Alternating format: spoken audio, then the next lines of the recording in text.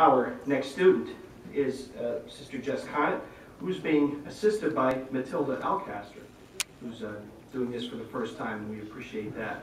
The theme is God's kingdom will cause righteousness and justice to prevail. And the scene is using the scriptures to comfort a grieving or depressed person. So let's listen in. How have you been doing, Tilly? You said on the phone earlier that you were feeling a little sad. Yes, in school we've been studying some of the natural disasters, including the latest earthquake, and it sounds silly, but it makes me scared. And I just heard about another shooting last week this time at school. I don't understand why somebody would want to murder a bunch of innocent kids. I heard about that too, and I'm sure for you as a student, that's pretty scary as well. Yes, it is. A lot of my teachers are concerned. One teacher said that the man who is responsible should be killed for what he did, but he probably won't even be in jail for that long. Do you think this is true? I hope it isn't. I think all of these awful people should get what they deserve. I think a lot of people feel the same way that your teacher does.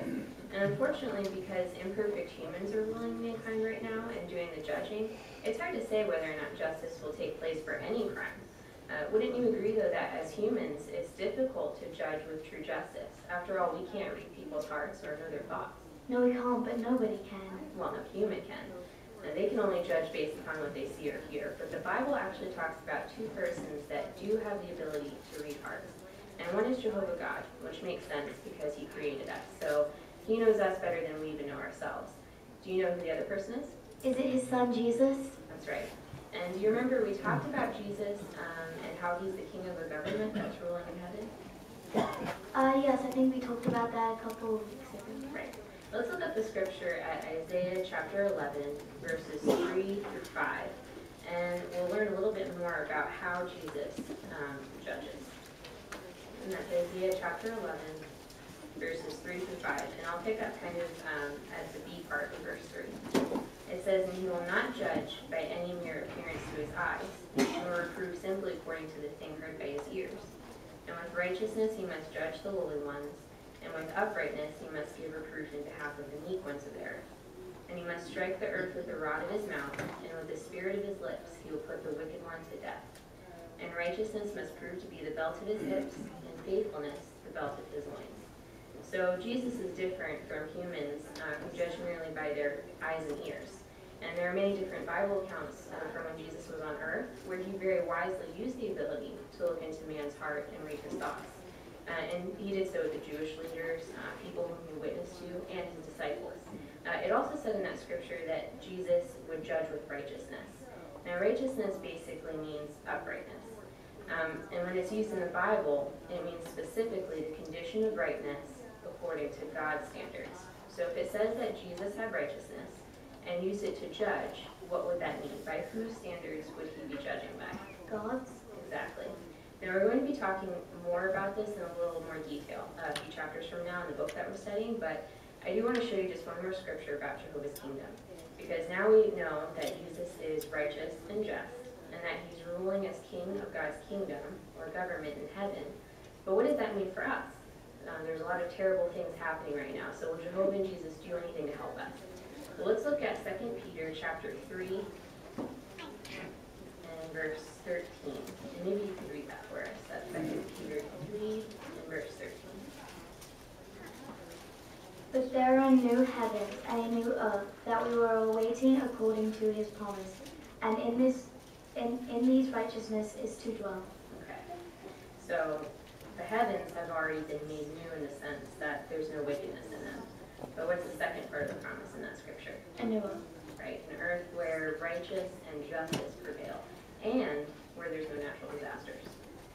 How is that possible? Well, Jesus also had the ability to exercise power over the natural elements. And one reason we know that is because of the Bible account in Mark when he calmed the sea, ending a violent storm. I'll tell you what, as a homework assignment, what I'll do is have you read that account in Mark chapter 4, verses 37 to 41, and go over this chapter in What Can We Learn from the Great Teacher book about how Jesus can protect us. And then maybe we can talk about that before our study next week. Sound good?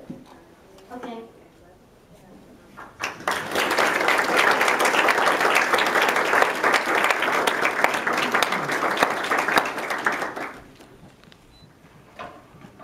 So it begins. That's good. Thank you very much, Sister Conant, and thank you, Matilda. That was wonderful. Really well put together, and your assistance was really, really good on that. So that gets us off to a flying start, and one or two more times assisting, and she'll be doing her own talks, and we look forward to that. And that's what it's all about, and that's great. Jess really did a fine job of putting this together here. And if you noticed, her delivery was very fluid, and very fluid delivery is very important. It's the 4th chapter in our book, page 93. And what do we need to do that? Well, we need to read and speak in such a manner that your words and thoughts flow smoothly. When delivery is fluent, speech is not jerky or painfully slow, and there's no stumbling over words or groping for thoughts.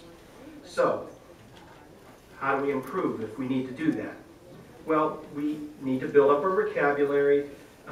We have publications like the Watchtower and the Awake to help us do this, and we look up words in the dictionary. Brother Filosa had found one from our Bible reading this week, which I know we looked up, and making it a practice to read aloud regularly will contribute to improvement. All these are very important. And if you notice, what's very important what Sister Conant did in this talk here is she read the Bible to Matilda. She shared one scripture with her, but you always want to, when you have the first 17, I think it's the first 17 counsel points to work with, it's okay to read all of the scriptures to your student, or share at least just one with them if you want to. So that's good. So that way we have a chance to hear the quality points. So that was all textbook. So we want to thank you very much for your hard work on that. That was really wonderful. Thank you very much.